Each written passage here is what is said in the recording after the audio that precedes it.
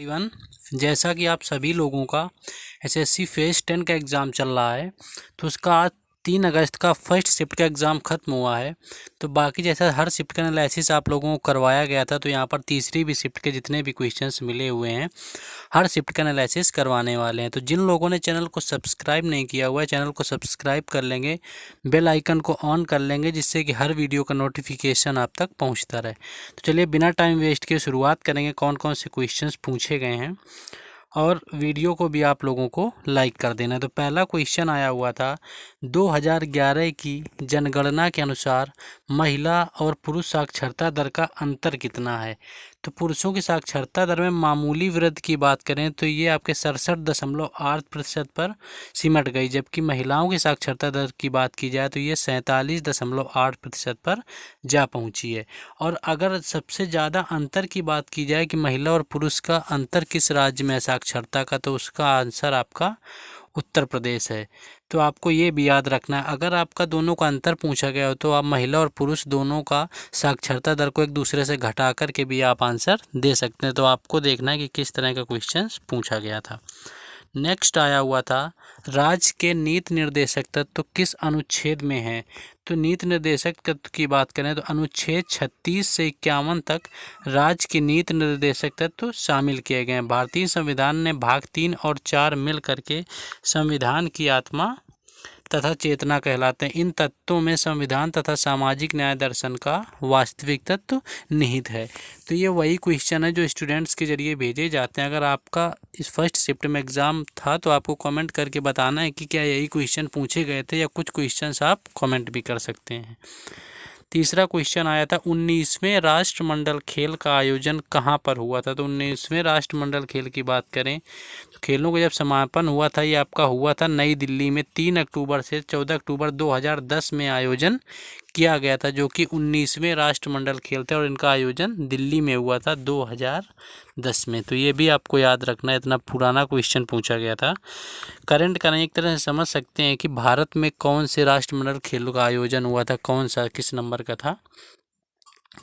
Next question था, पंडित बिरजू महाराज का संबंध किस जिले से है। पंडित बिरजू महाराज की बात करें तो पंडित बिरजू महाराज का जन्म कथक नृत्य के लिए प्रसिद्ध जगन्नाथ महाराज के घर पर हुआ था, जिन्हें लखनऊ घरेले घराने के अच्छन महाराज कहा जाता था। यानी अगर हम बात करें तो इनका संबंध लखनऊ घराने से था, यानी कि इनका जो जन्म हुआ था ये संबंधित आपके लखनऊ जिले से थे।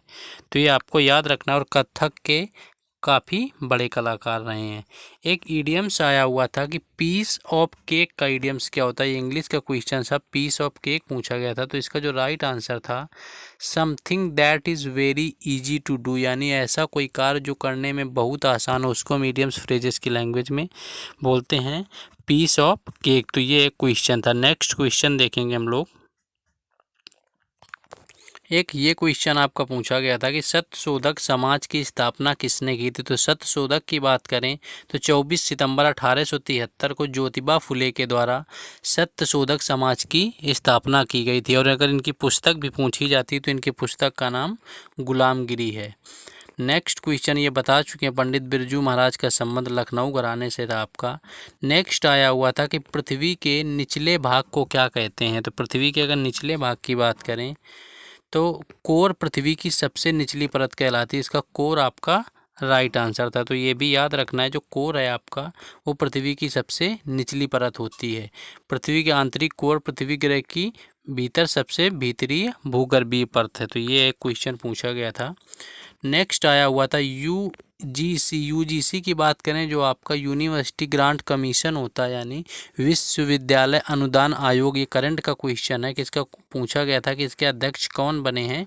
तो एम जगदीश कुमार जो थे, इसका राइट आंसर था। ये आपके करंट का क्वेश्चन है, यानी जो विश्वविद्यालय अनुदान आयोग के अध्यक्ष जो हैं एम जगदीश कुमार बने हैं। नेक्स्ट क्वेश्चन है, सुप्रीम कोर्ट ने जनवरी 2022 में 12 विधायक को हटाया था, वह किस राज्य के थे। तो 12 विधायकों का जहाँ पर निलंबन हुआ था, सरकार दोबारा से बनाई गई है, तो यहाँ पर इसका राइट आंसर महाराष्ट्र था, यानी आपका महाराष्ट्र से संबंधित था। तो ये करंट का क्वेश्चन था। एक क्वेश्चन था आया हुआ था वाद्य यंत्र से, निखिल बनर्जी किस वाद्य यंत्र से हैं। तो निखिल बनर्जी की बात करें, रंजन बनर्जी मैहर घराने के एक भारतीय शास्त्रीय सितार वादक थे, इनका संबंध सितार से था। तो इस तरह का क्वेश्चन आया था। अगर इस शिफ्ट में आपको एग्ज़ाम आपने दिया है तो आपको कमेंट करके बताने हैं। एक पैरा ओलंपिक से क्वेश्चन था कि पैरा ओलंपिक पहली बार कहाँ हुआ था, तो 1960 में आपका रोम में 1960 में पहली बार पैरा ओलंपिक गेम्स का आयोजन किया गया था। नेक्स्ट क्वेश्चन था कि मिसाइल मैन ऑफ इंडिया के नाम से किसे जाना जाता है। तो मिसाइल मैन की बात करें कि रूप में प्रसिद्ध कलाम देश की प्रगति और विकास से जुड़े विचारों से भरे व्यक्ति, यानी जो अब्दुल कलाम थे हमारे, उनको मिसाइल मैन के नाम से जाना जाता है। नेक्स्ट क्वेश्चन था, आई थिंक एक और ये क्वेश्चन बता रहा था कि स्टूडेंट आया हुआ था, शेर शाह सूरी की लड़ाई किसके साथ हुई थी। तो शेर शाह सूरी की बात करें तो मुग़ल बादशाह हुमायूं के साथ में इनकी लड़ाई हुई थी, जो कि कन्नौज का युद्ध 1539 में हुआ था। नेक्स्ट क्वेश्चन देखेंगे। नेक्स्ट डीपीएसपी आपका पूछा गया था, जो आपको बता चुके हैं कि राज्य के नीति निर्देशक तत्व किस अनुच्छेद में है। तो ये आपके भाग 4 में अनुच्छेद 36 से 51 दिए गए हैं। एक और क्वेश्चन आपका आया था, बिहार का क्षेत्रफल पूछा गया था क्वेश्चन में कि बिहार का कुल क्षेत्रफल कितना है। तो इसकी बात करें तो 94,163 वर्ग किलोमीटर इसका राइट आंसर था, जो कि बिहार का क्षेत्रफल। 19वां कॉमनवेल्थ गेम आपका हुआ था दिल्ली में, ये भी आपको याद रखना है। नेक्स्ट क्वेश्चन, ओणम त्यौहार पूछा गया था कि ओणम त्यौहार किस राज्य से संबंधित है। तो ओणम की बात करें तो ये आपके ओणम केरल राज्य से संबंधित है, इसका राइट आंसर केरल था। तो और एक क्वेश्चन था, अचार में कौन सा अम्ल पाया जाता है। तो अचार की बात करें तो अचार में लैक्टिक एसिड बनाने के लिए खट्टे पदार्थ यानी जो एस्कॉर्बिक एसिड होता है आपका अचार में पाया जाता है। और ये आपका जनसंख्या दर का अंतर पूछा गया था, महिलाओं और पुरुषों को तो 82% आपका पुरुषों का था और 65% यहाँ पर महिलाओं का था। अगर यहाँ पर अंतर की आपकी बात करें तो वो कम हो जाएगा। और महान्यायवादी की नियुक्ति कौन करता है, ये क्वेश्चन आया हुआ था आपका। तो इनकी नियुक्ति जो होती है प्रेसिडेंट के द्वारा यानी राष्ट्रपति के द्वारा की जाती है। इस तरह का क्वेश्चन आया हुआ था। नेक्स्ट क्वेश्चन देखते हैं। नेक्स्ट लिंगानुपात पूछा गया था, एक उस्ताद बदरुद्दीन डागर, एक ये शायद क्वेश्चन कल की शिफ्ट का है। तो कुल इतने ही क्वेश्चन आई थिंक मिल पाए हैं। अगर आपका इस शिफ्ट में एग्ज़ाम था तो आपको कमेंट करके और भी क्वेश्चंस बताने हैं, और अगर सही क्वेश्चन है तो आपको कमेंट करना है कि ये सारे सही क्वेश्चन हैं या कितने यहाँ पर सही क्वेश्चन हैं।